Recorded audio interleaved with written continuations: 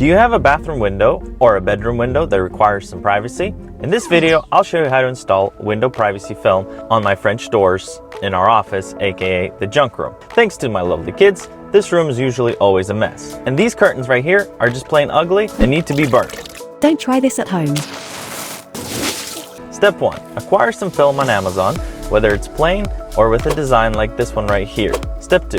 Get an empty spray bottle, mix some water and soap, not too much soap, just a few squirts. Step 3. Get a brand new razor blade and a credit card or something you can use as a squeegee. Don't worry, for my privacy's sake, I taped the back of my credit card. Step 4. Prepare the window surface by thoroughly cleaning it. Use Windex or other window cleaners that you may have. Step 5. Cut the film a little oversized for your project. I did about an inch over around the edges. Step 6. Spray the window with soapy water and apply the film.